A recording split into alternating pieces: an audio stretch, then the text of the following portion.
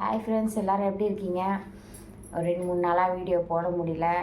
ஏன்னா உடம்பு சரியில்லை, கொஞ்சம் ரொம்பவே ஒரு மாதிரி கோல்டாக இருக்க மாதிரி இருந்தது. அதனால் மனசும் சரியில்லை, அதனால் வீடியோ போட முடியல.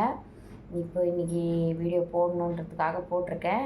இன்றைக்கி என்ன விஷயம் பார்க்க போனால் எல்லாேருக்கும் தெரியும். ஆல்ரெடி தெரியாதவங்களுக்காக இந்த வீடியோ. பார்த்திங்கன்னா, திவ்யா கலைச்சி சித்ரா இருக்கிறாங்க பார்த்தீங்களா? கள்ளச்சின்னு சொல்லியிருக்கீங்க. திவ்யாவும் சித்ராவும் இருக்காங்க பார்த்தீங்களா? அவங்க சேனலில் பிளாக் பண்ணிட்டாங்க.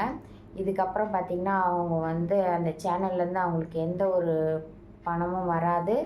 அதே மாதிரி அவங்க வெளியில் வந்தாங்கனாலும் வீடியோ போட முடியுமா என்னன்னு தெரியல. ஆனால் போட முடியாதுன்னு தான் சொல்கிறாங்க. சப்போஸ் புது ஐடி ஓப்பன் பண்ணி போடுவாங்களா என்னன்னு தெரியல. ஆனால் வெளியில் வந்தாலும் போட முடியாதுன்னு தான் சொல்கிறாங்க. இது ஒரு நல்ல விஷயந்தான் எனக்கு தெரிஞ்சு. ஏன்னு பார்த்தீங்கன்னா, திவ்யா கலைச்சி எனக்கு பணம் தான் முக்கியம், நான் பணத்துக்காக என்ன வேணாலும் செய்வேன்னு சொல்லி சொன்னான். அதே மாதிரி எத்தனையோ டைம் வீடியோவில் பார்த்தீங்கன்னா, எனக்கு மாதம் எவ்வளோ வருது தெரியுமா, லட்சக்கணக்கில் வருது யூடியூப்பில், அப்படி இப்படின்னு சொன்னான். இந்த மாதிரி ஒரு ஆணவத்துக்கெல்லாம் இது ஒரு முற்றுப்புள்ளின்னு தான் நான் நினைக்கிறேன். ஏன்னா அவள் ஆடின ஆட்டத்துக்கு கடவுள் கொடுத்த பரிசு தான் இது. எப்படியாப்பட்டவங்களாக இருந்தாலும் சரி, இவ்வளோ ஆட்டம் ஆடவே கூடாது. அவளுக்கு பணம் தான் முக்கியம்னா, அந்த பணம் அவள் கூட கடைசி வரைக்கும் வரல பார்த்தீங்களா? கடைசியில் எங்கே போய் உட்காரணுமோ அங்கே உட்காந்துட்டாளா? பணம் தேவை தான் வாழ்க்கைக்கு, இல்லைன்னு சொல்லலை. அது ஒரு பாகம்தான்.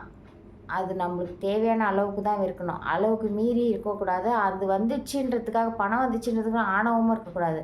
ஆனால் அவகிட்ட ஆணவமும் தலைக்கு மேலே இருந்ததுனால தான் இன்றைக்கி போய் ஜெயிலில் உட்காந்துட்டா. அதே சமயம் நான் வீடியோ பார்க்குறவங்களையும் சொல்கிறேன், நல்ல கண்டென்ட் கொடுத்தா நீங்கள் யாருமே அதுக்கு மரியாதை கொடுக்க மாட்டீங்க. எப்பயுமே பார்த்தீங்கன்னா, மக்களும் சரி, அடிச்சுக்கிறவங்க, ஒருத்தர் அடிச்சுக்கிறவங்க, ஒரு புருஷன் பொண்டாட்டி சண்டை, அசிங்கமாக பேசுகிறவங்க, இவங்களோட கண்டென்ட்டை தான் ரசித்து பார்க்குறீங்க. அது ஏன்னு தெரியல. அந்த மாதிரி தான் உங்களுக்கெல்லாம் பிடிக்குமா என்னன்னு எனக்கும் சரியாக தெரியல. ஏன்னா இப்போ பார்த்தீங்கன்னா, சிக்கா, சூர்யா இவங்கெல்லாம் பார்த்திங்கன்னா அசிங்கமாக பேசுகிறாங்க, கொள்கிறாங்க. அவங்களுக்கு பார்த்திங்கன்னா சப்போர்ட் அதிகம். அவங்களுக்கு தான் நிறைய பேர் அவங்க வீடியோ போய் பார்க்குறீங்க. அதே மாதிரி திவ்யா கலைச்சி எவ்வளோ ஆட்டம் ஆடினா, அவங்களுக்கும் அதே மாதிரி நிறைய பேர் அவங்க வீடியோ போய் பார்க்குறீங்க. அதுதான் ஏன்னு தெரில. நல்ல கண்டென்ட்டை நீங்கள் யாருமே பார்க்குறீங்க. நல்ல கண்டென்ட் எவ்வளோ பேர் எடுத்து போடுறாங்க.